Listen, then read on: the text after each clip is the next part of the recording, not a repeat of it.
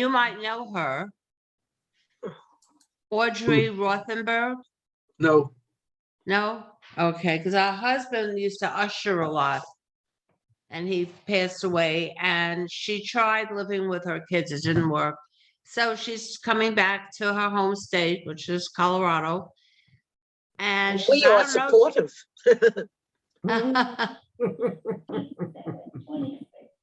I didn't get the name of the community she's in. It's a community like I'm sure you're in. yeah, Uh, I'm in a, what do you call it? Independent living, right, that's what she is. What is the name of your community? Parkside Village. Well, okay, and I'll get it from her. I'll talk with her this week. What page are we on, Bob? I mean, Bob, Steve. We will be starting on 119, Okay. and then we move on to Gimel, I think it is. I gotta find my prayer sheet. So you'll head out? Yeah, I don't do that. Yeah, we start on Gimel, which is on 124. That was my thing. Oh, stop it. Where is it?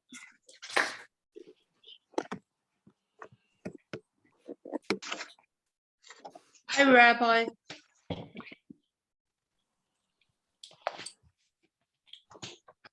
Look on the phone. I'll have to print out another one. I've lost my prayer sheet.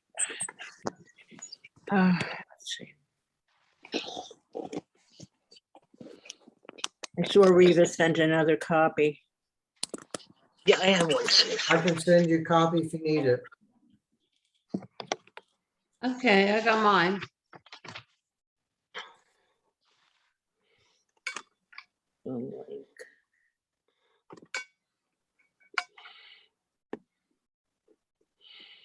Must be B coming on. There she is. Hi, B.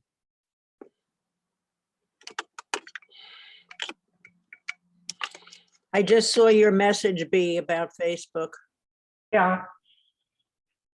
What happens is they give me all these people I'm supposed to, or look at them. Oh, yeah, well, I already was friends with you, and when I always check, and if I'm already friends with somebody on Facebook, I don't re-sign up.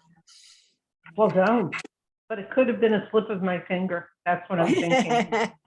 Because I have some people there that I did want as friends, new ones, Mhm. and I could have slipped. So we'll see if anything else happens. So when they send you people that you're already friends with, is that someone trying to? Well, hack you? the thing was that it said Beatrice Eisenberg, and I have you as friends with B Eisenberg. Uh-oh. So I went along with the first one, which was B, and I just left it at that. Thank you. Hey, is there any more progress with the saga of the tree? No, because it would cost me more money to do it than to not. And more money than I could get, but I had a suggestion from a lawyer friend to call the DA's office because it's a crime. Oh, Well, really? Wait till after Christmas. They're probably on holiday till January. Well, Very don't do that Yeah, it's light staffed anyhow, yeah. because trespassing is a crime. Very good. So that's as much as I have. Thank you for asking.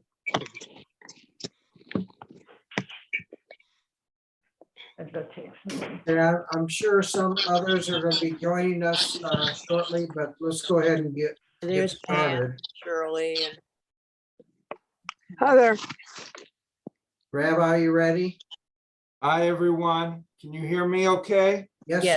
sir. Yes. Okay. Let us begin again. Just a reminder, please be sensitive of others and be respectful. And if you are not talking, please mute yourself. I know it's a broken record. Let us begin with the blessing. Baruch atah Adonai Elohim Elohim melech melech haolam, Haolam. asher Asher kishkanu kishkanu v'tzivanu v'tzivanu divrei Torah. Torah.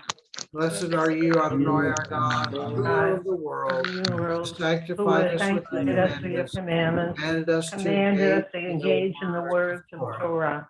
Amen. Torah. Amen. Amen. Amen. Rabbi, it's all yours. Okay, good morning, everyone. We're on Parshat Vayichi, which you can find on page 124. Are we committed to lie in the cause of peace? And this is the final parsha in the whole book. Thought I did. I'm sorry. So this is the end of the book of Genesis. So we're very sad to see Genesis go because it was so exciting and there's so much good gossip. And but all things must come to an end, and we have next year to go through the book yet again. The question we have is about lying, and specifically about lying for a good reason. And so this may seem like a pretty much simple question. Of course, you can lie for good reason, right? So the classic example is the wife says to the husband, "Do I look fat?" And the answer is No. No. and this is a classic case of lying for the sake of peace. And that question is not asked in the sense of we need a scientific answer because we're going to shoot a rocket and we need to make sure everything goes well. It's a more political answer. So it's like with Israel. I just got a notification this morning that they're delaying making a decision on my trip until the first week of January. And one of the factors there is that, Israel is now banning all tourists, and they can't open it up, let's say, to American tourists who have American shots and not open it up to Russians or Chinese who have Russian and Chinese shots that may not be as good, but you don't want to offend big countries. So there's a lot of politics involved in lying and concealing and not telling the full truth. And so we'll see what happens in this particular case. Okay. Can't make an exception for rabbis. Well,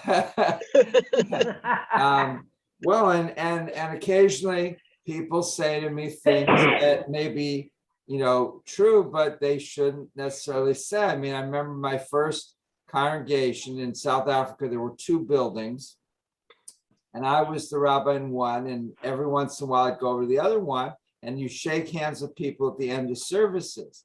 So one lady walks by me, we shake hands, and she said, "You really do have as little hair as it looked from the back." Now, of course, I had a lot more hair than I have now, but this was a true statement, but maybe she should have not said that. But some people don't have that ability to censor themselves. So it wouldn't have been a lie, but it was on her mind and she wanted to say what she thought. And so anyway, any opening comments about lying for the cause of peace, lying as a diplomatic strategy, we could say. All right, then let's start. Nan, are you in the market for reading? Page 124, almost at the very top. Are we permitted to lie in the cause of peace? I can do that. The Torah reports that after Jacob's death and burial in Hebron, Joseph and his brothers returned to Egypt. The brothers, however, fear that they are in danger. They say to one another, "What if Joseph seeks to pay us back for all the wrong that we did to him?" So they decide to send a message to Joseph. They tell him, "Before his death, your father left this instruction. So shall you say to Joseph, 'Forgive, I urge you, the offense and guilt of your brothers who treated you so harshly.'" Okay, Minya. So what did the brothers do? Lie. They lied. How so? Excuse me 1 second. I have to turn this off. Okay.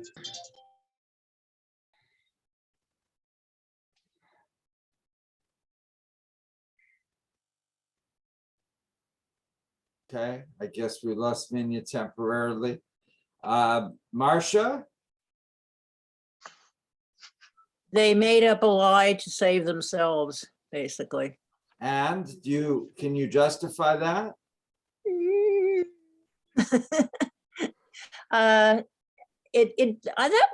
That was beyond what I would call a white lie. I think it was going over the top when they misquoted their father, who did not say that, you know. But would your father have said that maybe if He may have thought it, but it wasn't their choice to say it. That, you know, it's like making up a will that isn't true, you know. That's just not right. Is it the same? Okay, so Marcia's comparing what they did, what they said with, so making up a will where their father gave them more money than he really did?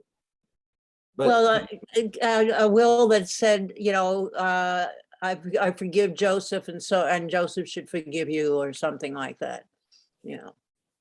but isn't peace the highest good and peace among brothers? Well, it's like the lie, does this dress make me look fat? I mean, you don't start trouble with it, but I don't think, in this case, I think it went a little far.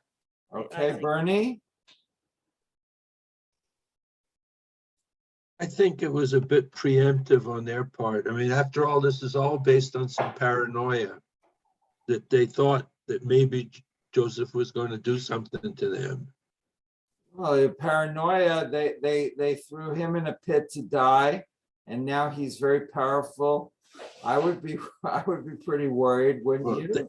they don't believe him when he says all is forgiven, and No, I wouldn't. No. Pam, would you not worry and not lie because you think there's no reason that you know this is paranoia, that you shouldn't have to worry? let me finish my Okay. thought first, please. Sorry, Bernie. If Joseph was going to do something to them, wouldn't he have done it already? Maybe he's letting them stew in their own juices, and then he's going to come in for the kill later. I don't know. I mean, you agree with Marcia then? Okay. All right, Lorraine, is that a hand? No. All right, Pam. I think I don't have a problem with this lie so much because I think it kind of, allows everybody to move on. You know what I mean? Right. So, but Bernie and Marcia and others don't see it that way. And I guess so it kind of depends on your perspective, right? And a part of it is how real is the possibility of Joseph retaliating. If he's going to retaliate, what difference does it make in reality if the brothers come to him and say, "Hey, Pop said that you should leave us alone"? Well, I think that could be pretty powerful. I mean, they all love their father and they wouldn't want to hurt him more than they've already hurt him. All right. He can't tell. Well, all right. Reva, Jennifer, Rochelle, comments? Yes, Minya. How do we know that the father would really be forgiving if he found out that they threw his son, one of the sons, into a pit? We don't. We have no idea, but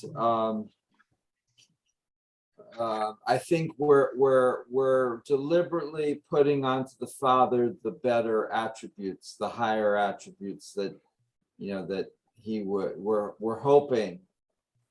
Since we don't know, we can kind of idealize him deliberately, which is not a bad thing, right? Okay, Sai. Well, I'm assuming that the famine still existed, and so they are certainly indebted to Joseph for him taking care of them. They have a good situation now. They don't want to spoil it. And so I think this is one of the reasons that they said what they did. Okay, and is that a bad thing or a good thing? That No, I they, think that's a good thing. all right, as long as everybody's happy and everybody's getting along. But I guess you could also worry that if this truce or peace between brothers is based upon a lie, if it comes out later, if some neighbor comes to Egypt on a vacation and tells Joseph, oh, your father didn't say that, he was in a coma, or he actually said the reverse, the whole piece could come unraveled, because it's if you make peace based on a lie, that may come back to haunt you later. All right, Nan, Babette, and then we'll go back to Nan and she can read further. Well, I think it's better to seek peace, quite frankly. I mean, not that, Joseph sort of thrived and survived and became superior, to what had happened, but it's better to have peace in the family, put it that way. It's better, but it's not always possible or likely. Okay, B, and then Rochelle, and then we're going on. You got- Unmute. You have to unmute B.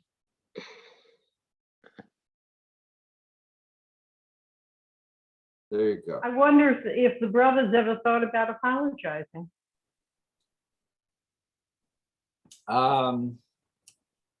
Anybody want to answer that?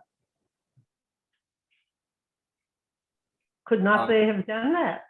Marcia, and then I we'll go I back don't to think they Rochelle. would have wanted to bring up that subject. I Uh-huh. think it was in the background, and I think it was sort of, let sleeping dogs lie. I don't think it would have been something that they would have brought into the conversation, truthfully.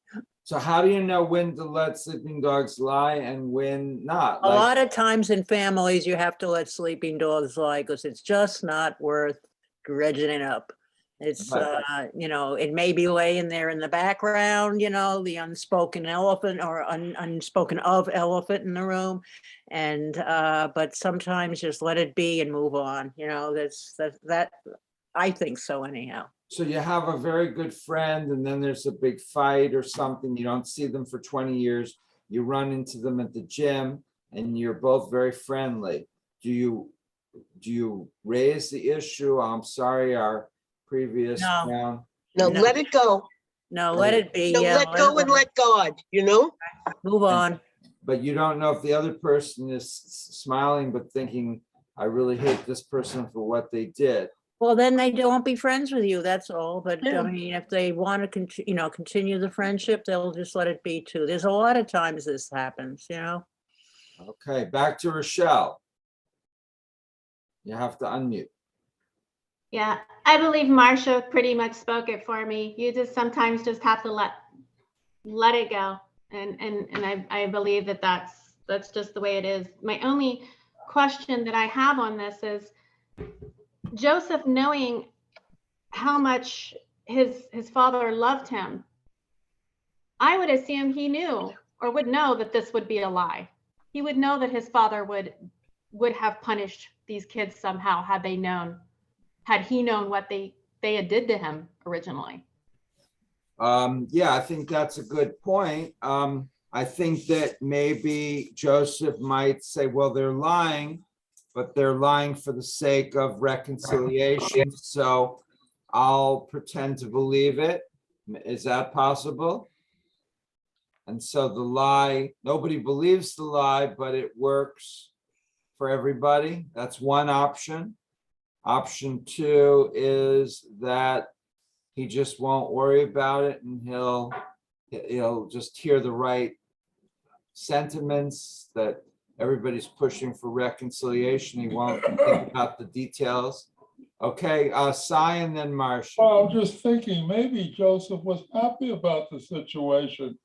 After all, he would have been merely another nomad had they not done anything to him. This way, he's second in command of Egypt, and he certainly has come a long way, which would never have occurred had they not done anything. All right, so you think that, but if I had 11 brothers, which I don't, and if they threw me in a pit and left me to be stung by scorpions and die in the desert, which I guess what could potentially happen in Arizona, and then I'm rescued and I become a slave, and then I become second in command in Egypt, I'm still going to be pretty angry at the people that threw me in the pit with the Maybe scorpion. not if they got to be governor of the state, who knows? So they'll say, Rabbi, how did you get to be governor of the state of Arizona? In a pit. They made friends.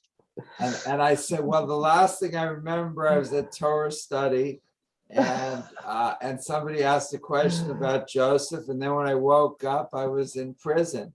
But I'd still be angry at the brothers that, they didn't. It wasn't like this was the Marines that they were trying to toughen me up. They were trying to kill me, or at least, enslave me, right? So I'm not sure that the ends justify the means in this sort of sense. All right, anyway, back to Nan. Okay, Bernie, and then Marcia, and then back to Nan. Remember how this thing all started in the first place. Joseph did some nasty things to his brothers before they tried to do him in. So Joseph may be having this in the back of his mind, saying, maybe I deserved some of that. Ah, okay. So that all depends how much self-awareness Joseph has. Does he understand that he may have played a role in this as well? And if he can see the tattletales and the blabbing that he did, and the dreams and sort of the bragging, if he can see that as part of the cycle, then he can say, I did bad, they did bad, let's move on. As opposed to, I was perfect and they were bad and they're the bad ones. And Bernie, do you think he can do this? I don't know. I can't see into his head. But certainly some part of that he'd have to recognize. Maybe he wouldn't admit that he brought it on himself, but he would recognize that he did something bad. Okay.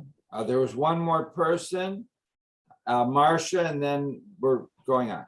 I'm not sure if he knew, Bernie, that he did something bad. He was very full of himself as a young man. And when he told these lies where he put himself above his brothers, and he was the one that was, his reads, was higher than the others, or whatever the story was. But when I was scanning the rest of the portion here that we were reading, it's all conjecture about who said what to who. And some of the rabbis are saying, oh, yeah, they were in fear of their lives, and so they lied. And then Joseph didn't say anything to his brother about it because he didn't want to start trouble in the family. I think there will always be some sort of a feeling, even though, Rochelle, as I said before, let things be, there's always this, it always hangs there, it's waiting for the Thanksgiving dinner when somebody says something and it all explodes. But you don't have to drag it into the present and beat it up.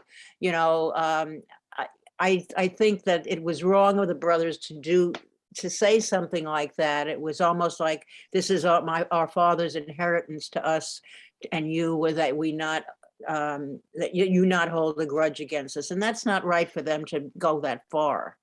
But I don't think it was right, and I don't care what their motives were. Okay, over to Nan. We're going to keep reading. The message is a strange one and raises many important questions. A bit of research reveals 3 important facts. First, Joseph never told Jacob that his brothers had thought to kill him and then sold him into slavery. Second, none of the brothers is reported to have told Jacob that they did what they did to Joseph. Third, Jacob never indicates that he knew what the brothers had done to Joseph or gives any instructions about what they should say to Joseph after his death. So why do the brothers make up such a story? Why do they lie to Joseph? Many biblical interpreters have explored these questions. One of the first was Rabbi Levi, who lived in the land of Israel during the 3rd century. Rabbi Levi explains that prior to Jacob's death, Joseph invited his brothers to dinner with him every evening. Suddenly, they were not invited, and they began to suspect that his attitude toward them had changed and that they were in danger. Rabbi Isaac, who taught at the same time as Rabbi Levi, disagrees with his interpretation.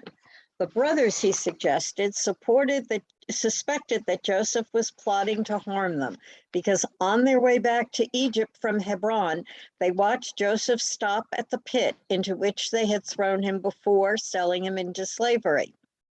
Rabbi Levi explains that when the brothers saw him standing by the pit, they feared that he remembered how badly they had treated him and that he would soon seek revenge. Okay, stop. Okay, Nan, can you explain what this interpretation says? Well, the brothers thought that because Joseph had stopped by the pit on their way back to Egypt from Hebron, that he was remembering what these terrible things were and that maybe he was going to plot to do something bad to them as revenge or retaliation. But nobody knows for sure. Is there merit to this concern? I think so, because I think if somebody does you wrong and, it's like this, where they throw you into a closet or they lock you up or something, if you get out, I think your first instinct is, they should be locked up. So I think it may have, they were worried that it might have crossed his mind and they would have, a fate similar, tit for tat, do back to them what they did to him. It's not always the right thing to do, but it does happen. But you don't want to be naive and then find your brother has trapped you and you're in some very awful situation because you weren't suspicious enough. Well, I think they wanted to prepare themselves if he should do some retaliation. But I think that's human. I think that's a natural reaction. And if there's going to be retaliation, it could be really harsh. Sai. I'm a little confused. At what point does Joseph go to see his father? Because if from the reading says he's going back to Egypt, and that's where they show him, that's where he sees the pit. But it says there's nothing there referring to him going to see his father. Where did that come from? Anybody? Bernie? Or Riva? Bernie and then Marcia. Well, it says right in the beginning here that the Torah reports that after Jacob's death and burial in Hebron, that Joseph and his brothers returned to Egypt. So I guess either Joseph went because Jacob died or he went before to see him before he died. Marcia? The reading continues and says that Joseph met with Jacob before his death. So I don't know, how do they know these things? You know, is this in, I mean, is it literally in the Torah that Jacob and Joseph met and, you know, before Jacob's death? Does the Torah actually say that, or is this just made up in Talmud situation? That's what we're trying to determine, but certainly there's a lot of midrashic material that's added that's not in the Torah itself. Yeah, okay. And whether this is or not, does anybody know for a fact? That's what I'm asking. I mean, the whole story, I guess we don't know for a fact, but if you read on, it does say that Joseph and Jacob met before Jacob's death. Okay, so if we assume that, then we assume that they didn't talk about the big incident. Is No, that they a did not. natural thing if you see your father after many years? And, you know, the last time you saw him, you hadn't seen him after that because your other brothers had thrown you in a pit with scorpions? Wouldn't you tell your father about this? The readings say, our Parsha says that Joseph didn't want to make trouble for the family, so he let it be. Okay. Okay, Rochelle, Minya, Riva, Shirley, Jennifer, any of you? Dee, Benita. Okay, Minya. My question would be, wouldn't Jacob have wondered where his son was all these years and how he suddenly showed up as this successful person, probably dressed in beautiful garments, and they didn't discuss, where were you? What have you been doing to get to the point where you are now? Well, and there was, what was the original story when Joseph first disappeared? And animals killed him. So there was a story. It wasn't like he just disappeared like D.B. Cooper. There was a story. You know, here's his coat. It's filled with blood. He must have been eaten by a lion or something similar, or a bunch of wild coyotes. So there was an explanation. And then Joseph shows up. So Jacob must have been so happy that his son's alive. So would that make you less likely to inquire about the actual circumstances because you're so happy that your favorite son is back? Or would that make you more curious or inquisitive? The son you thought was dead is not dead. What's going on here? I think I would be more inquisitive because I would Yeah. want to know where where you were over the years that have passed and how did you survive? Me too. Okay, Babette and Rochelle, and that's it right now. Well, perhaps the greater good is for the good of the father. Why should he have more angst? You know, that doesn't benefit Jacob. You know, peace is better, you know, for everybody around. And Joseph certainly has alternatives down the line should he wish it. Okay, so so Jacob sees his son Joseph for the first time in many years. They have a great reconciliation. Joseph brings with him some of the tastiest baklava from Egypt and has his own chef to make falafel for them. And they're having a great time. But Jacob's not going to say, I thought you were eaten by a wild animal. What actually happened? You know, isn't there going to be some concern that maybe Joseph faked his own death for maybe insurance reasons or something, or even worse, to hurt his own father? Rochelle. Let's just say that, you know, Jacob was a very, very wise man and a good man of God. That's just what we're taught. I'm sure he saw how things played out. So his son has this dream that kind of puts all of his brothers beneath him. Then they leave. Then he comes up missing dead. Once he meets Joseph again. I'm assuming he may have known what his sons had done and just seen how much his son had prospered, almost like as Babette talked about many times before, the karma. Seen and just said, let it go. I believe he might have known.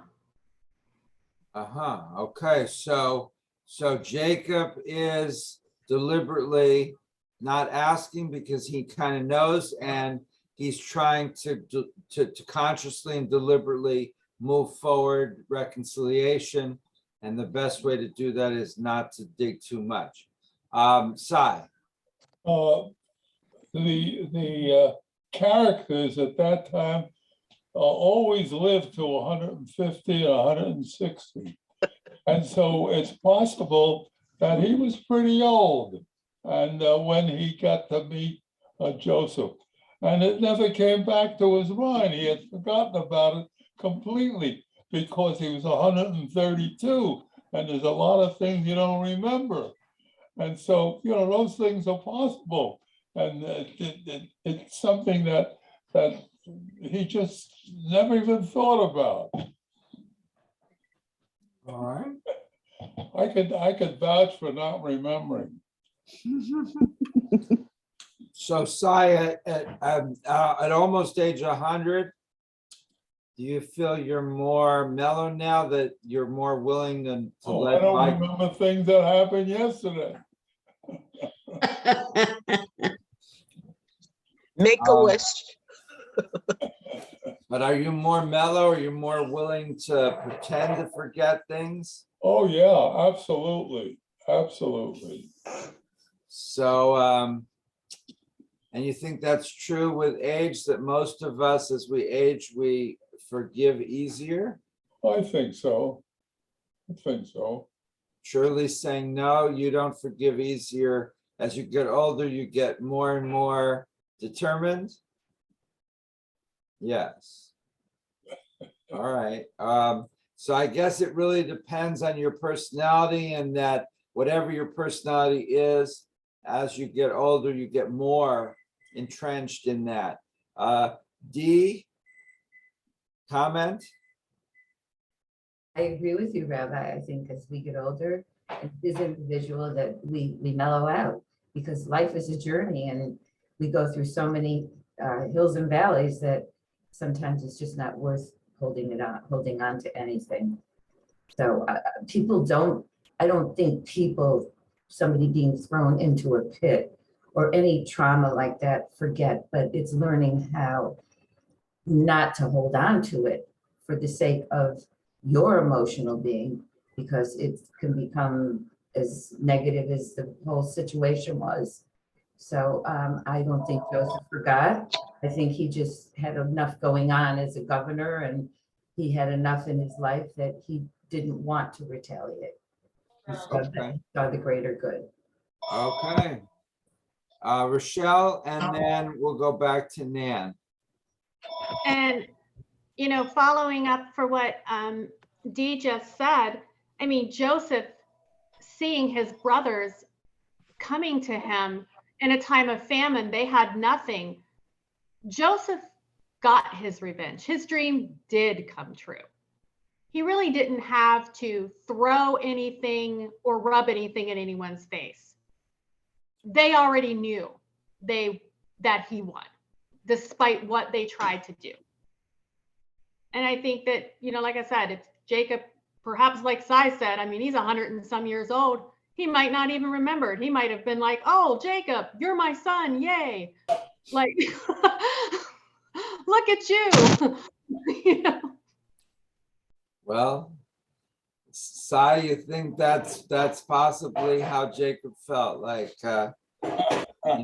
don't sweat there was a book years ago, Don't Sweat the Small Stuff, and it's all small stuff. Exactly. All right, Nan, any comments? And then if not, then Nan can keep reading on 124, the right-hand column. Nechama Leibowitz is a very famous German-Israeli biblical commentator. I guess she must have died in the last 20 years. So she's pretty modern. The modern Torah commentator Nehemiah Leibowitz explains Joseph's behavior and his brother's reaction to it in a slightly different way. She points out that after Jacob's death, Joseph, who was still in mourning, was overwhelmed by the responsibilities of governing Egypt. His schedule did not permit him to see his brothers and family each day as he had when his father was sick. Jacob's illness and all the responsibilities of his burial no longer held the family together. As a result, the brothers may have suspected that Joseph's attitude toward them had changed and that he was about to harm them. Perhaps that is why they decided to lie to him about what Jacob had said before his death. Nearly all commentators agree that the brothers lied to Joseph about Jacob's instructions to them. While commentators may cite different reasons for the behavior of the brothers, all conclude that the brothers were deliberately dishonest. That, however, is not the only instance of deception in our Torah portion. Joseph and his brothers also kept the truth from their father about how they had sold Joseph into slavery. Some interpreters point out that the brothers said nothing because they feared their father would curse them. Other commentators claim that Joseph said nothing because he did not want to make trouble for his family. In other words, for the sake of peace, Joseph and his brothers did not reveal to Jacob what had happened between them in the distant past. All right, thank you, Nan. So, but this is a completely different thing than the title of this week, which is about, is it permitted to lie for the sake of peace? Here, it's not lying, it's just everyone's concealing. They're not saying stuff. It's not, so it's kind of different. And when you have everybody concealing almost everything important, at some point, the whole atmosphere becomes rather toxic. I mean, I several of you have supported this idea of letting bygones be bygones, but if the brothers aren't telling anybody about what they did, and if Joseph's not saying what was done to him, and if ever at what point does this cause major breakdowns in trust and respect and love? I mean, you know, if nobody talks about anything to anybody, then what's going on? All right, comments. Pam, and then Marcia. Well, with Jacob being so old, it just seemed like it's in everybody's best interest not to carry this on. To me, that's the way I think. Jacob is very old, and you know, why keep this thing alive? Just move on. Well, but what does that have to do with age? Because you know, Ray and Sai and Miriam, you know, are you going to be nicer to them because they're over a certain age? I mean,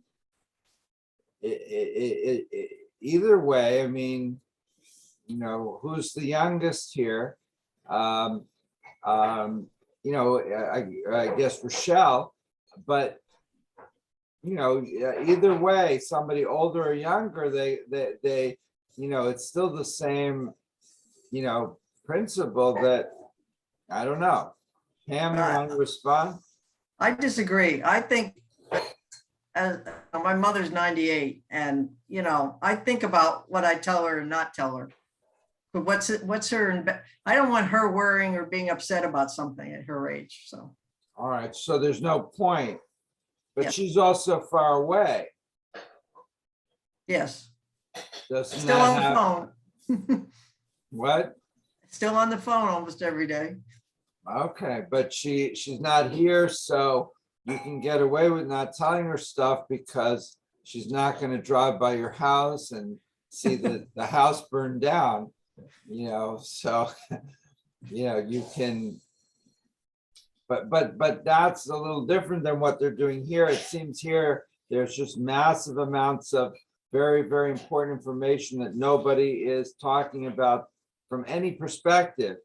And it would seem that that's what a relationship is being truthful and and dealing with the truth of the relationship. Okay, Marcia. I would consider that the sin of omission is when you don't tell somebody something and you know that a bad thing happened, but you just gloss over, you just never mind it. But then again, I don't know you guys, but my kids have said to me, if you'd known what we had done, then I'd say, don't tell me, I don't need to be aggravated in arrears, and I think Jacob didn't have to be aggravated in arrears, it happened, it's bygone, let's move on, that it's just, I agree totally with Pam that, I sometimes get annoyed with my own kids who don't tell me things because they don't want me to worry. Don't worry about it, and that's wrong too, but that's a different story altogether. But I think, there's no need to aggravate yourself from what had happened. Okay, Riva Babette. Yeah, when I hung out more with a lot of Orthodox people, I heard the expression shalom bias a lot. And that was keep the peace in the family. And that was considered a very high priority. And if it included withholding information, that was certainly considered, for the most part, acceptable. But I think one of the things that's interesting about this reading is there's a whole range of dishonesties, from withholding information that was not that big a deal to throwing a brother into a pit where he might die. So I think we have the extremes of, bad behavior or inappropriate behavior, from the very, very mild that might benefit some people to the possibly murdering of somebody. So I think that, what they're talking about is, where do you draw the line? Right, and that seems to be critical. Okay, Rochelle. Yeah, I was just also thinking, when they delivered this information to Joseph, he probably knew that they were lying. I mean, but yet he's wise and he has so much class over top of them. Why bother? He just lets them continue to just be, the people that they are. It's not going to change anything. He's still got one up over them. If they want to lie to him, let him. It's not changing his life. He knows. I feel he would know that he would know better. I guess I don't see it as such a lie to him. They're just kind of giving wishful thinking. They're saying, our father said, be nice to us. It's more of a wishful expression rather than, a lie. Like if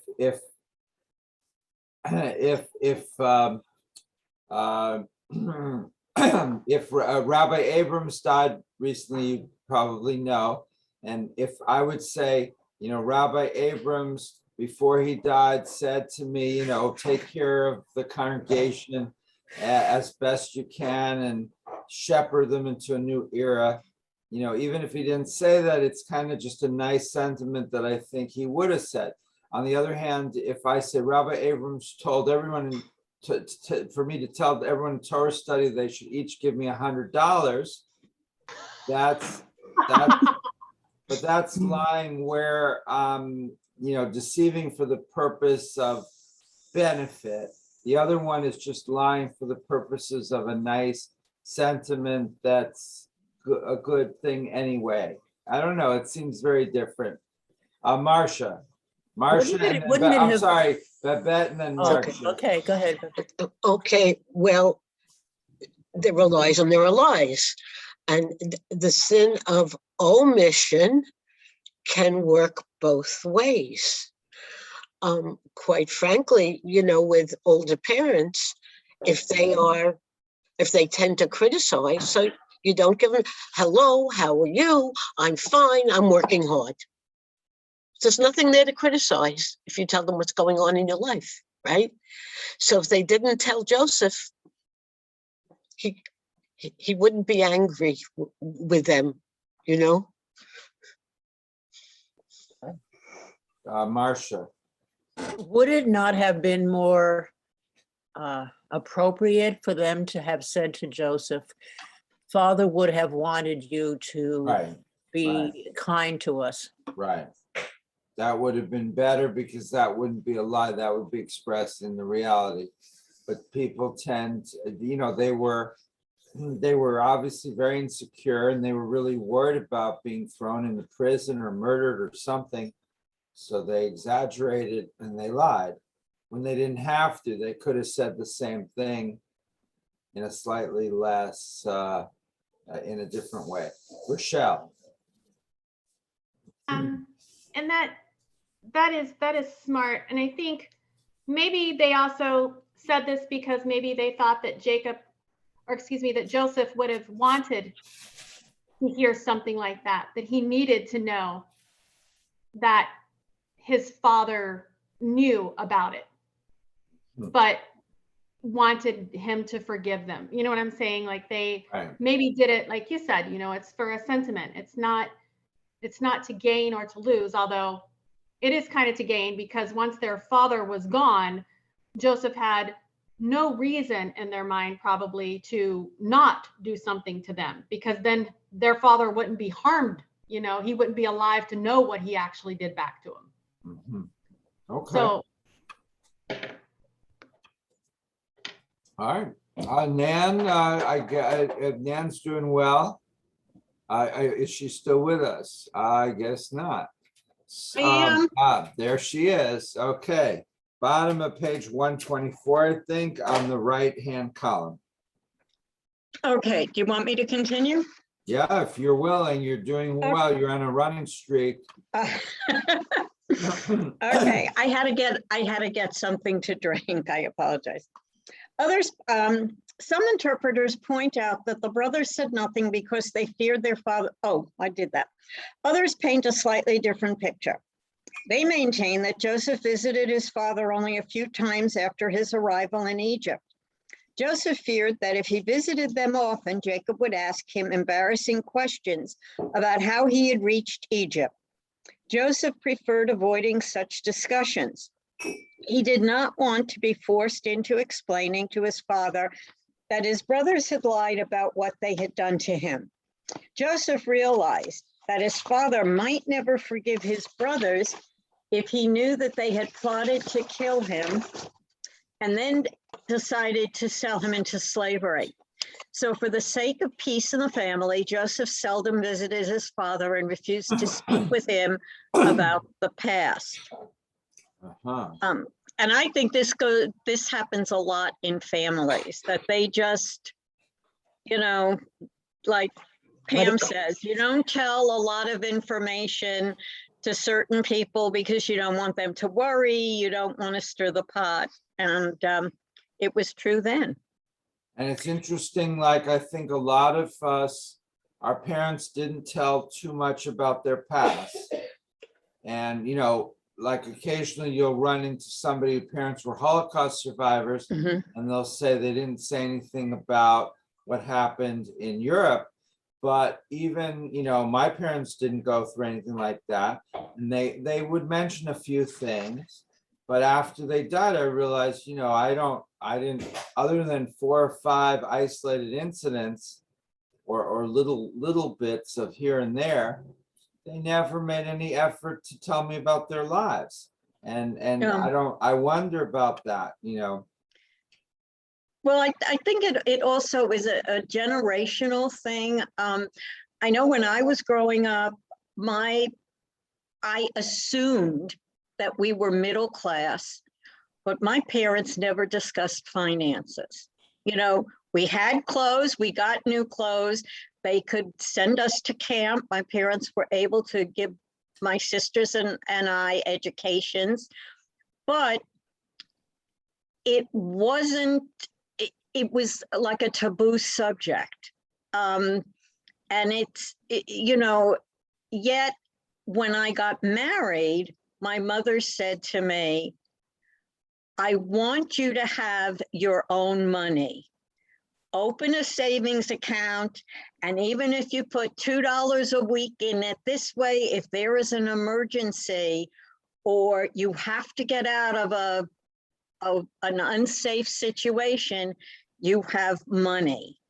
And that was one thing that I passed on to my girls, to be independent and self-sufficient and not have to depend on my husband, because at that time I couldn't get a credit card in my own name. I was Mrs. Mark Rubin, and it was almost like I was a possession. I wasn't my own being. And it wasn't until I went to work at the age of 40, when I moved to Phoenix, that I got my first credit card in my own name that had nothing to do with my husband. So, you know, I think some things are generational. And So Joseph, his strategy for dealing with the past with his father is to just refuse to talk about it. Right. And Jacob would just have to accept that, because if your son won't talk about it, then he won't talk about it. But if Jacob had an idea that it might have happened, he could have brought it up. He chose not to. I think it was on both sides. They chose to avoid the subject. Okay. So then Fields is going to ask in the next paragraph a slightly different question than the opening. In the opening, we said, is it permitted to lie for the sake of peace? L'shalom bayit. Now he's going to ask, is it permitted to omit or refuse to discuss large and important events in the sake of peace? I'm just not sure what kind of peace you have if everybody knows something really bad happened, but nobody would discuss it. I mean, I think Minya is the only one in this situation, but if you have parents who went through the Holocaust, you're going to know they went through the Holocaust. And if they refuse to talk about it, does that make things better or worse? If you have other situations such as this one, where there was an attempted murder, that some siblings try to kill another sibling, does that make it better to just ignore it? I mean, this is different than, you know, I don't know, the waitress at the restaurant doesn't smile and you get a little upset. This seems very different. Rochelle and then Lorraine. Well, I think when it comes to something like this as well, what is the benefit?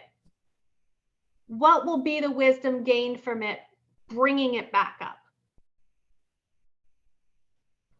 You know, is it going to change anything? Will it change the fact that it happened? No. It's been years and years and years. What good is it going to do getting somebody upset? And, you know, just as Babette said, just as, you know, everybody had said, it's just one of those things. Unless you're planning to prosecute or do something about it, why bother? Okay, Lorraine and then Pam. Okay, my parents also lived through the Holocaust. My father was in a camp. And they never talked about it at home. Very, very rarely. I think they were shielding us from great pain and sorrow. I don't think it was a lie.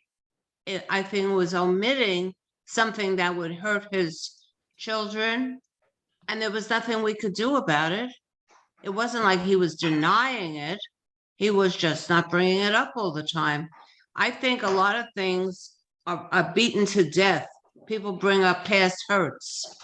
My mother lived her life that way. Her sister said in 1948, blah, blah, blah. She would remember things like that, bring them up. I choose not to live my life that way.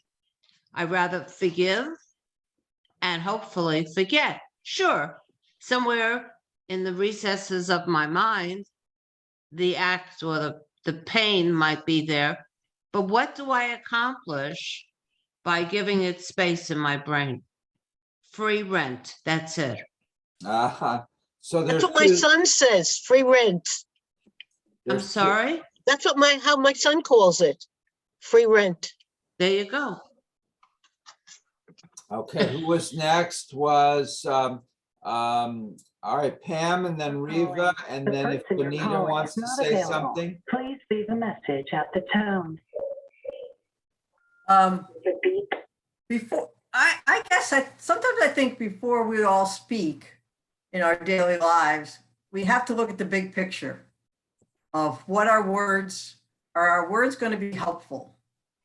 So that way, the sin of omission or the sin of not, telling everyone the exact truth, I think in the long run may be a good thing.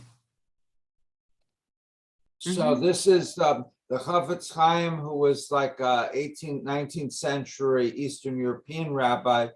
He wrote a whole book on Lashon Hara, on speaking badly, and he was very extreme. You can't say anything about anybody at any time. Everything you say has to be nice words. And I can't live that way. I like to be reasonably truthful in most situations, right? So I don't go around just saying nasty stuff about people for no reason, but I need to be able to say the truth if there's some purpose. But that's what he was emphasizing. Okay, Benita, no, Riva, Benita, okay, no Benita, Riva and Minya, and then Lorraine, no. Okay, Riva, Benita, Riva, Minya, and we'll see. I go back to the title of this section, which is, "Are we permitted to lie in the cause of peace?" And for me, that says, if the intention is supporting peace, then I think very often I don't have a problem with it. In some of these cases, there are other issues involved in one's intention when not speaking the truth or withholding information. And a lot of what we see, particularly with the brothers, is it's not about keeping the peace, it's saving their own tails. And there's a big difference between, protecting your own interests and wanting to keep the peace to benefit the other person. So if it's done altruistically, it's very different than if it's done in self-interest. Exactly. Okay. Minya and then Rochelle. I just want to go back to what was said about parents and not telling us about their past. I was raised by European parents. They believed that you were the child and they were the adult, no matter what the age was. And there were things that adults did not discuss with their children. But I felt that because they had lived through one of the most horrific things that ever happened, I would have liked to have learned more, not so much about what happened in the Holocaust, but what their lives were like before. So I could have learned a little bit about what kind of people they were before. And there are plenty of times where I think about how their lives were disrupted by what happened, and then they had to pick up and start all over again. Looking back now at the age where I am, I would have loved to have just sat down and had a conversation and said, I really would like to learn about what happened. I'm not looking to interfere in personal lives. I really am doing it more because I want to learn it as a student of history. And I don't think my parents would ever have thought of things like that. They were always very protective, as was said before.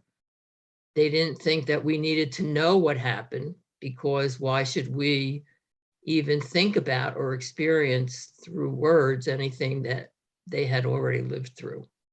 So I think the idea of it being generational or just being European versus American parents, I think that I missed out on a lot by not being able to have those conversations. Well, that's why Fiddler on the Roof was so immensely popular, is that, like I was raised in an Americanized family. So my parents really only spoke English, but I was vaguely aware that I had my father's father still understood Russian, and my mother's mother, even though she was born in New Jersey, spoke Yiddish apparently. And so I kind of knew there was these other languages floating around, and that came from somewhere. And so then when we went to see Fiddler on the Roof, then I went, aha, this is my family history.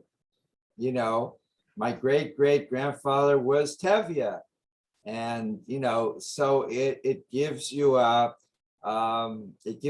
family narrative, you know, that you don't have because, you know, what did and then my father is, shortly before he died, he said, oh, there's this mortar and pestle that my grandparents brought from Russia.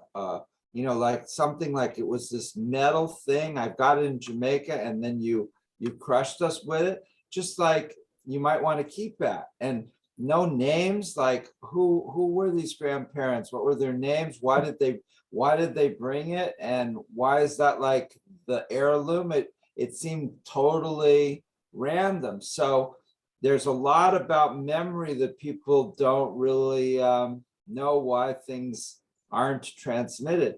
But here you have very good reasons not to transmit it. I mean, there's attempted murder, there's viciousness, there's, you know, that they're hiding things that everybody wants to, and everybody wants to hide it for different reasons, apparently. But it seems somehow that, you know, on one hand, dredging it up isn't good. On the other hand, hiding it behind, you know, pretenses also doesn't seem good. But, you know, I'm a big fan of let's say the truth and get it out there. But not everybody feels that way. Okay, other comments? Who did I miss? Riva, Bernie, do you want us to talk after Riva? No? Okay. Just a quickie. I was thinking with reference to the Holocaust, there's competing priorities, and one is protect the children, save them from learning about all these horrible things. And on the other side, there's a priority of never forgetting, you know, and never denying. And we live with both of those, you know, the idea that we shouldn't torture our descendants with, you know, whatever painful things are in our own history.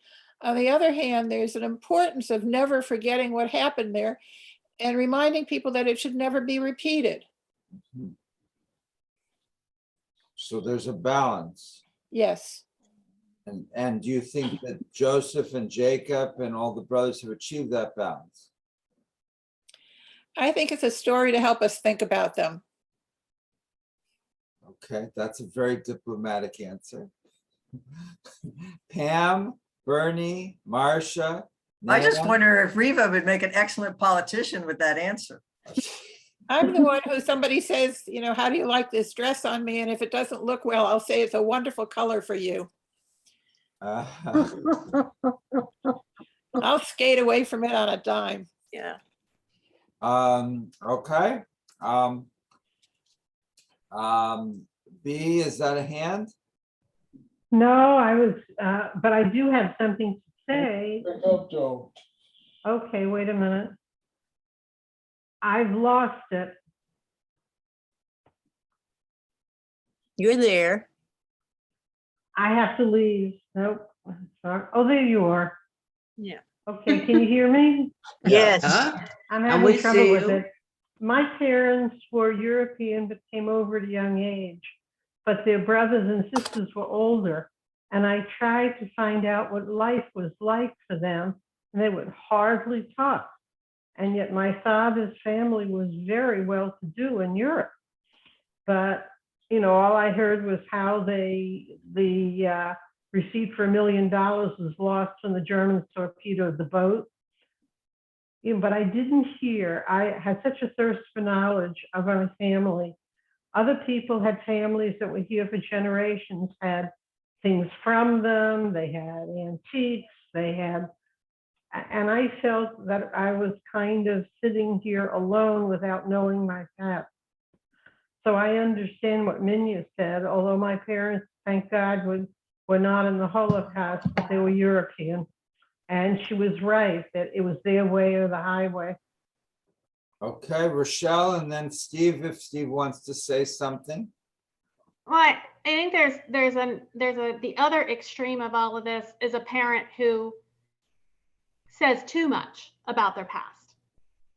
And my mother did that a lot, and she did it with intent for us children to not like our father anymore, for us children to be afraid of doing things. So sometimes there was good stuff, you know, well, don't do this because when I did it, this is what happened to me and it could happen to you. But a lot of times, you know, we seek answers about our family's past and things. And then when it comes out, sometimes watch what you ask for. You know, I'm a descendant of some really not good people, some historically not good people. And that doesn't put any pride in me. It's almost like I wish I never would have found these things out. So you know, there can be some extremes there. It's hard to get the balance, I guess. Very hard to get the balance, yeah, and we don't really choose, you know, our parents, you know, and therefore some parents tell too much, some parents tell not enough, some parents tell the wrong stuff. In this case, we're talking about them not talking about a particular incident or series of incidences, which is very bad and reflects badly on everyone.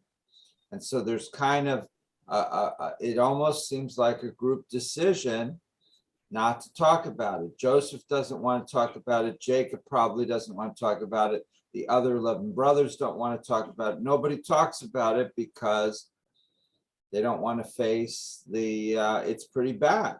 It's criminal. It's highly criminal. Steve? Well, my grandmother was the peacemaker of the family, even though I didn't know her. She died when I was like 1. But from the stories that I was told, both my dad and my brother, his brother, my uncle, were always fighting, especially in business together. And if it hadn't been for my grandmother, things would have been much, much worse. So you got to have that peacemaker in one person in the family that creates the peace in order for the family to proceed. And who's the peacemaker in this family here? I would say Joseph. Joseph. Yeah. Definitely family? Joseph. In Jacob's family? Yeah. Joseph. Yeah. But there is 1 or 2 of the brothers that also help the process, Mhm. correct? Well, that's true. Yeah. Benjamin, I think they have the same mother. Well, what about Judah? Benjamin.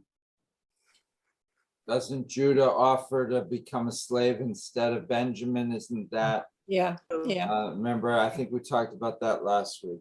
Okay, Nan, I think you're gonna set Bernie. Yeah, let me throw out something that's maybe a little off subject here, but we've been talking about how families generally didn't pass down information to us. Harriet and I decided that we were going to do something about that. And we went out to Barnes and Noble and we bought these books. They're basically blank books that guide you through creating a history. And we created a history, our history for our grandchildren in this book, right from day 1 up to present time with pictures and stories, etc. So anybody wants to take on a project, it's a fun thing to do. Jonathan Liebman, who's a member of our temple in Glendale, he's made a whole history of his family, you know, for his children and grandchildren that runs, you know, I don't know, 100 pages or more. And he's traced his family back to like the 12th century. Uh-huh. You know, there's genealogists that, you know, all over the world that he consults, and he did both sides of the family, his side and his wife's side. Yes, Lorraine. Yeah, Bernie, it shows again, we lived in the same neighborhood. I have that book. It's called A Grandmother Remembers. My son gave it to me the first Mother's Day after my son was born. And it sat on a coffee table untouched for about 12 years. And then one snow day, when the whole town was closed down, I sat and looked at this book and I watched the snowflakes come down. And I said, this is ridiculous. I'm going to start on this book now. I worked from that moment. I didn't stop to eat, drink, answer the phone. That's unheard of for me. And I just worked on it because I had been collecting stuff that I thought would be worthy to go into the book. But I didn't have to go search for it at that moment, but I had to put it together. And it was a wonderful book. Annette, Fast, Annette, how beautiful to have you. yeah. And fast forward to 9/11, when I gave the book to my daughter-in-law for my grandchildren. And she didn't touch it. The next morning I came down to have coffee. She was sitting at the kitchen table crying her eyes out. Oh. She said she was never so moved and she learned so much. So that's a good book. And there's many different ones. And Bernie's right. It prompts you with the questions, you know, and it doesn't write it for you. You have to dig deep. But it's a wonderful gift to give to a family. Now, does it matter though, Lorraine, whether, I mean, how many families have something like this, where there's an event which is, you know, criminal and almost homicidal? I mean, you know, I would think 5 or 10% of families have something really bad like that, and most of the rest of us just have, you know, the typical family quarrels, you know, that, you know, and slightly, you know, dissavory activities, a little bit of, you know, rum smuggling during the Prohibition or whatever. And the crazy uncle. Yeah, remember when Jimmy Carter had his brother, everybody said every family has something like that. Rochelle. No, I was just thinking, and I just wanted to say, I don't know how fruitful this is to the conversation, but I just think it's wonderful that people are able to do something like that. I personally couldn't. I could never write my history. My kids would all need therapy. Well, I guess there's another thing where you write it and you put it in the vault till after you're dead, and then I mean, I guess that's the other option, right? That you can, or that you, you know, sometimes in the archives, I'll come across something where it's sealed for 50 years after their death, so that not only they're dead, but anybody they knew is dead, or they figure if they're still alive 50 years later, they're not going to really care anymore. So I'm going to have to take them down with me. Just like when the rulers took their slaves with them, I'm going to have to take the people down with me. I can't leave any witnesses. I can't. Yeah. You're just not alive to pay for the therapy. Oh, there you go. There you go. well, that was in New York. That was why people moved to Arizona, was to escape their, you know, all their scandals and activities. So, Well, the weather's a whole lot better here, you know. yeah. Maybe Okay. Cuomo will move to July. Arizona. Not here in July. Nan, we'll turn back to you to keep going if you're willing. Sure. If this explanation is correct, then another question should be asked. Does Jewish tradition justify lying or avoiding the truth for the sake of peace? Do you want me to read the box? No. Okay. According to most interpreters of our Torah portion, the answer is yes. For example, the reported president of the Sanhedrin in Jerusalem during the 1st century, Rabbi Shimon ben Gamaliel, taught that peace was so important that it was permissible to lie for the purpose of promoting it. This great leader of the Jewish people justified his argument by using Joseph and his brothers as an example. They lied about what their father had said to them in order to convince Joseph not to punish them, but to accept them and live with them peacefully as his brothers. Other commentators not only agree with Rabbi Shimon ben Gamaliel's position, but they elaborate on it. Rabbi Ilas, quoting Rabbi Eliezer ben Shimon, says that when the brothers altered the facts for the sake of peace, they did the right thing. Rabbi Ishmael notes that even God occasionally changes the facts for the sake of peace. He explains that when God told Sarah that she would bear a child, she replied that it would be impossible because Abraham is an old man.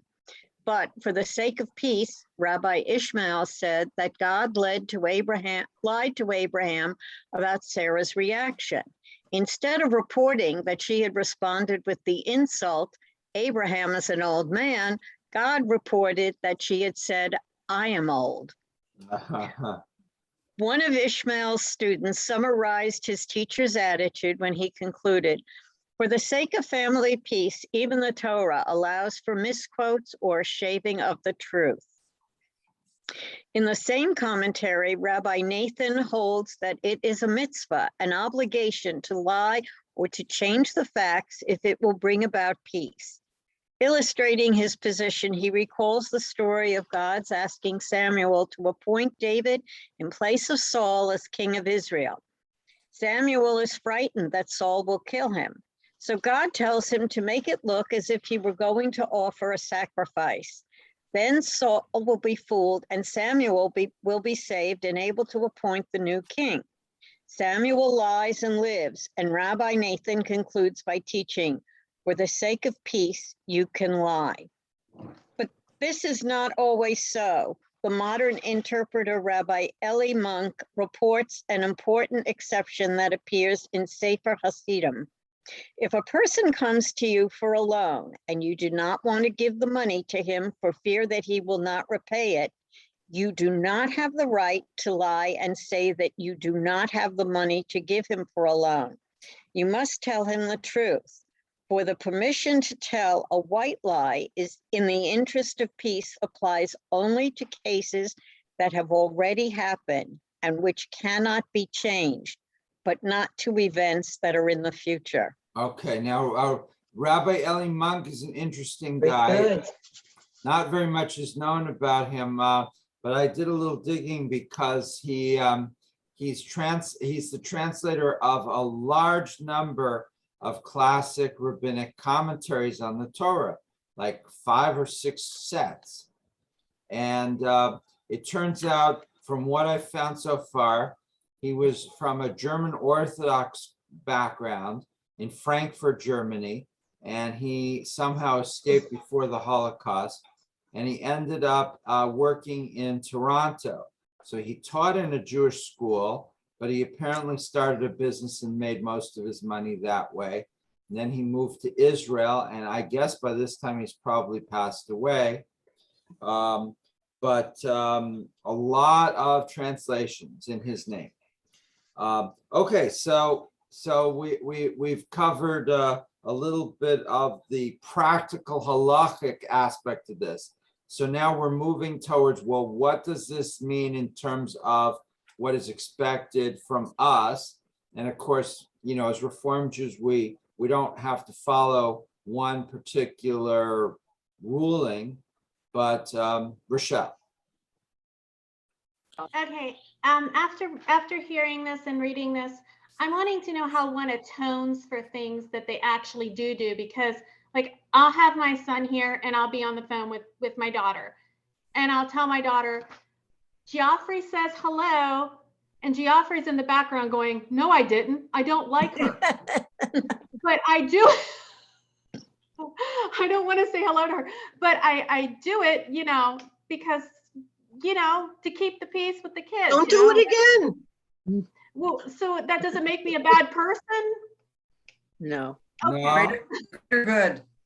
I mean, both kids are going to see you as at least trying to reconcile, so it shows that you're interested. It shows you them exactly what the brothers wanted Joseph to see, you know, that our father wants reconciliation. So you're showing reconciliation, and nobody takes what you say literally. You know, so your daughter probably realizes that her brother doesn't say hello to her, that this is coming from you. So, all right, other comments, practical level. What does this mean in terms of the, you know, what are we supposed to do? What are we not supposed to do? Benita, is that a hand? No. No. Okay, D, and then Lorraine. Well, in my personal life, my dad was dying of cancer, and unfortunately, my little brother killed himself. And so this had already happened. We didn't know for a little bit, but as a family, there were 4 children, down to 3 at that time. We sat down and decided, because my dad was so sick dying, that it would be better not to tell my father, because he did ask about Billy, but we chose not to tell him, because what would the purpose be that he should, because he was going to die, to tell him that his youngest son died. So we had to make that choice, and it was a hard one, but in the end, I think it was a good one, because he died peacefully and he did not know.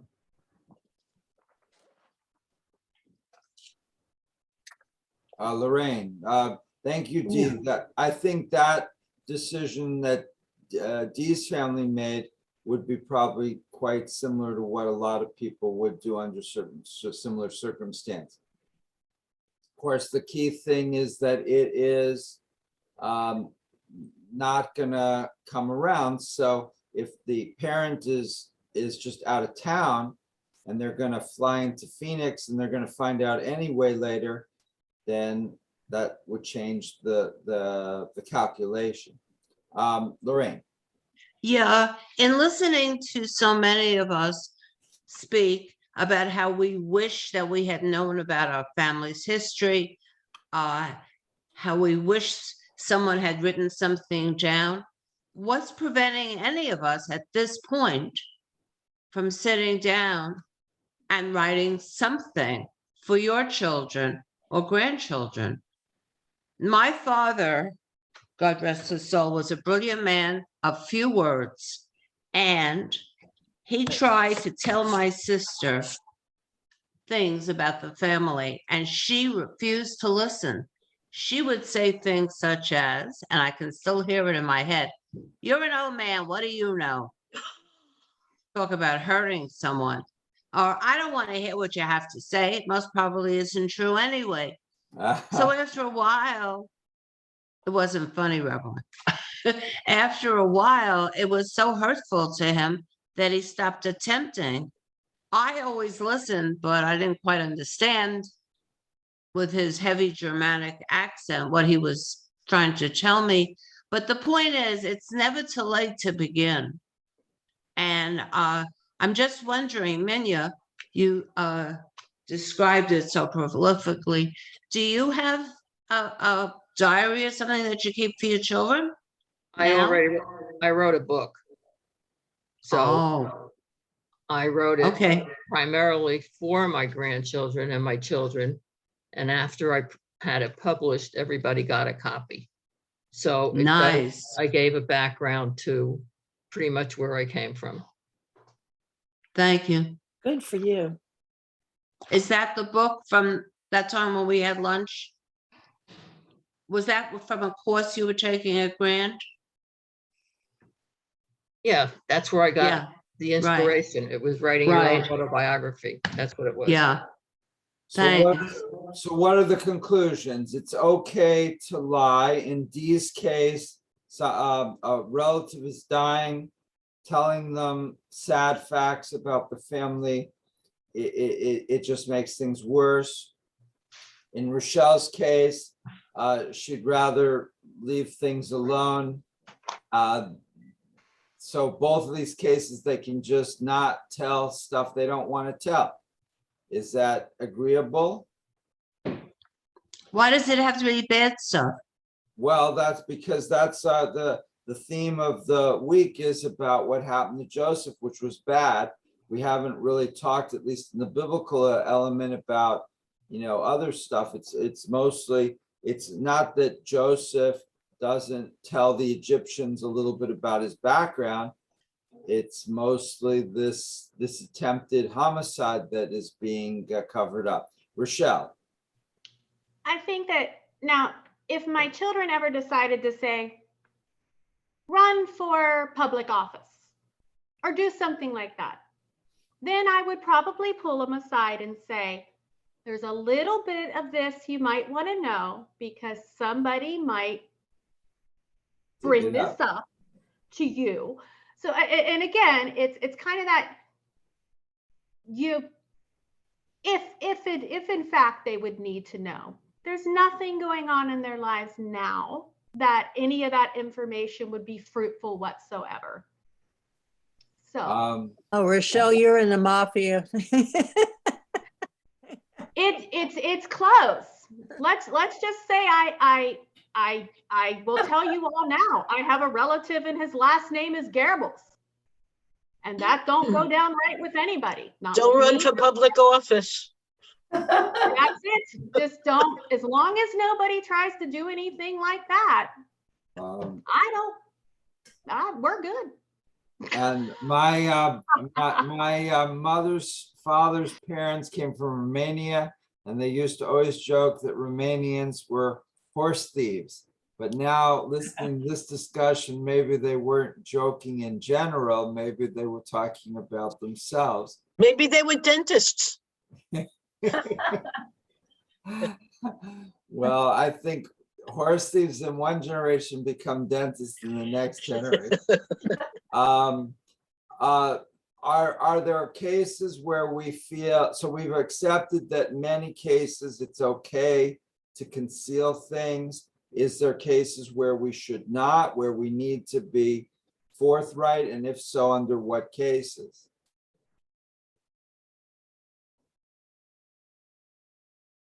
Sai, Minya, and Marcia. Shakespeare said to be or not to be. And we're faced with the question of to say or not to say. And I think it resolves itself into the situation. And there are millions and millions of various situations in the course of a lifetime. And each individual has to make their own decision as to what they're going to say or not going to say. And I don't think there's any hard and fast rule to these particular things. Okay, Minya, Marcia, and I think that we'll be out of time. The last paragraph, which we didn't get to, says, in summary, the rule of lying for the sake of truth is as follows. If you are faced with a situation that has already happened, then for the sake of peace, you can alter the memory of it, as the brothers did, about what their father had instructed them to say to Joseph. This is the part that I think kind of sums it really. Creating trust and caring among family members is more important than recalling accurately all of the facts of the past, especially when we know those facts will only hurt others and divide the family into angry factions. So basically, they're telling you that you can alter things, and that if you want to call it lying or adjusting the truth a little bit, or however you want to describe it, it's saying here that it's okay to do it rather than hurt members of the family. Okay, Marcia, you get the last word. I'm going to pass at this point. Okay. Okay. Thank you, Minya. That was a nice summary. Thank you, courtesy of Harvey. And so next time I ask you for your opinions on my sermons for last week, you should, you can lie a little bit, it's fine.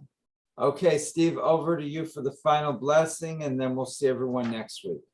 Okay, after the blessing, I think Reva has a couple of things to comment on, right, Reva? One thing. Okay, so let's conclude with the blessing, and then Reva, you can do what you need to do. Baruch atah Adonai, Eloheinu Eloheinu melech haolam, haolam, asher asher natan natan b'Torah b'Torah emet, emet, v'chayei v'chayei olam olam nata b'tocheinu. b'tocheinu. Baruch Baruch atah atah Adonai, Adonai, noten noten haTorah. haTorah. Blessed is Adonai our God, ruler of the universe, Universe, who has given us the teaching of truth, Planting within planted within us eternal Eternal life. life.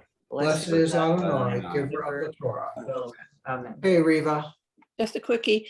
Thank all of you who've already responded for the invitation for lunch sometime in the next few Wednesdays. I've had a good response, but I haven't heard from everybody, although I've heard from most of the people I see on the screen today. If you have not already responded, please do so. I think we're going to get a nice group of people going out to lunch together. I'm looking forward to it. So if you haven't already responded, everybody except Bernie and Shirley, who can't commute that quickly, you're all invited to join everybody else in this class, or many people from this class, plus including the rabbi, for lunch. Okay. So keep it in So do we mind. have a date yet, Riva? Not locked in. We've got a couple possibilities, either the first or the third date, either the first December date or the January date. I think it's January 5th. When are you gonna make a decision on that? I'll do it before you get the next readings. That's December 28th? We're not sure. It's not confirmed yet. Right. There's a divide. When some people can come any date and some people can only come one date. So whatever date we choose, some people are going to be excluded. So I want to minimize that to the extent possible. Got it. Very good. Thank you, everyone. Enjoy it. Thank you. If you want to be Have a included, great please. rest Thank of the you. Bye, everybody. Thank Safe, you. everyone. Bye. Have a good week.